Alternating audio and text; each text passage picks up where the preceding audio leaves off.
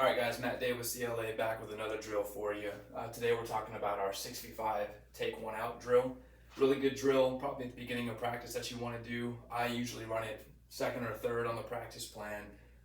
Really good way to start some competition off early, get some stick skills in, and add some ground ball elements with a fast tempo drill. So ideally you would do your individual stick work, small group stick work, and then you would build into this, especially on the day where you're doing rise and clears. It's a very good one to really hammer down that principle of a keep away within a confined box, and you can add elements of pressure, add elements of competition, moving to and from the ball, and we're going to walk through that here today. So on the left side, you'll see the setup. First of all, you're going to start off with two teams. Do that by position. Don't do all defense versus all attack and middies unless you want to do that. I recommend having 2 or 3 pulls on each team so we can get a little bit more competitive. You'll find that you can throw wrinkles in if you want to do purely defense versus offense, handling pressure, things like that. I would do that for more of a 6v6 install, whereas 2 teams of defense, middies, and attack on both teams would be more indicative of a clear versus ride situation, so you can kind of toy with that as you see fit. Setup wise, if you're doing a 6v5, which is what we're going to cover today, you want to do a 20-yard by a 20-yard box, maybe 25, but nothing probably more than that.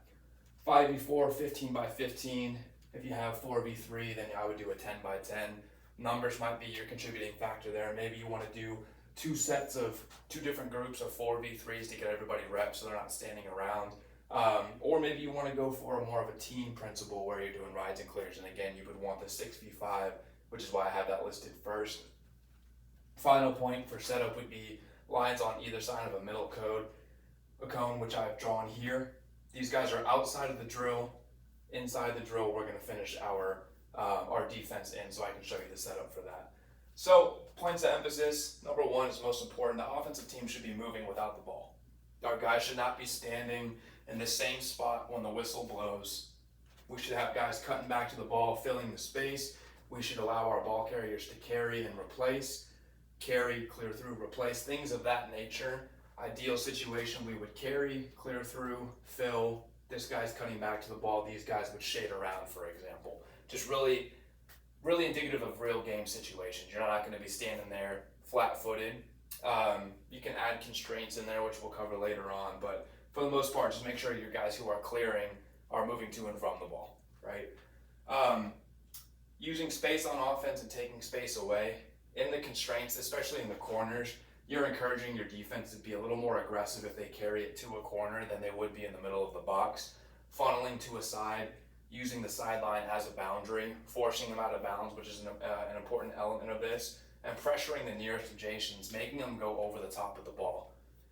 Number 2, your setup always wants to be, let's say our ball starts here at the bottom. We need a guy, 1 on ball. We need a guy on both adjacents at all times. We want to be splitting 2 guys away, which in this case would be those 2 players, and we would therefore have a remaining guy in on the crease. So just make sure that you enforce that at the get-go. We always need a guy on ball on both adjacents and splitting 2 away. And then the remaining guy will find out that he's probably going to be locked in the middle or someone on the perimeter that's not furthest from the ball. And it's up to these 2 guys to communicate who's doing split and who's doing the crease, for example, or the middle of the field if you're doing like rides and clears like we're doing today.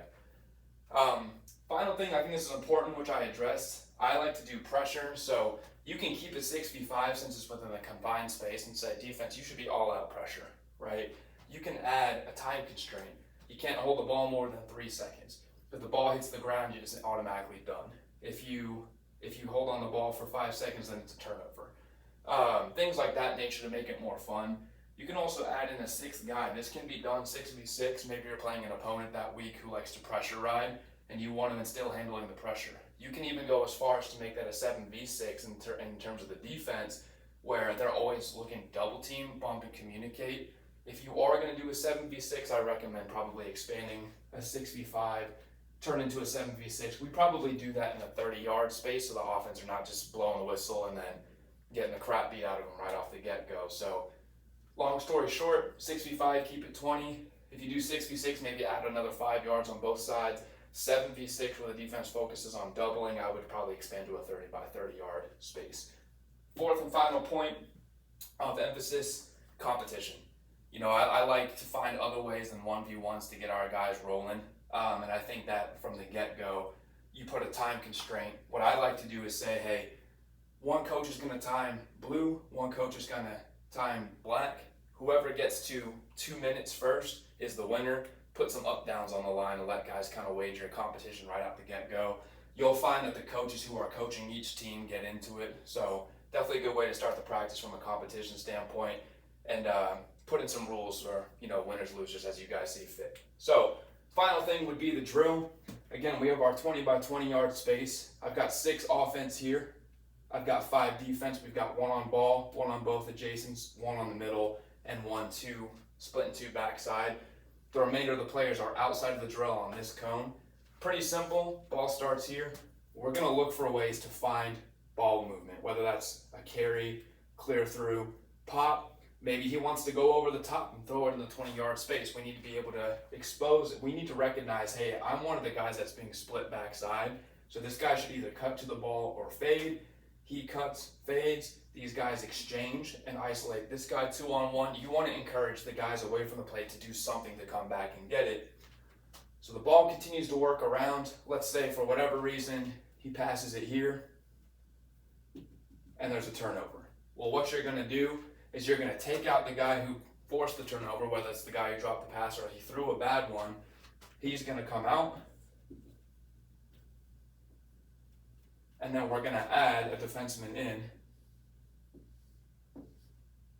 So we end up having 6 black and 5 blue now. And then now, immediately, you're saying, hey, take 1 out, blue, which means that they know they're going back to defense or the riding team.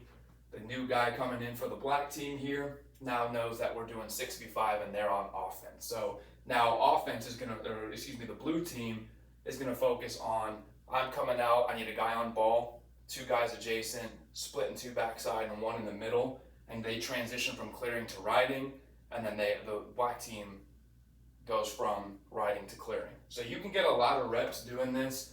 If you have 25 players, probably a good idea to do 2 groups of 4v3 so everyone's getting a lot of reps. If you're in that weird territory of 15 to 17 guys, probably a great drill to do 6v5 so you have 11 guys in the drill at all time and then maybe 2 subs on the outside.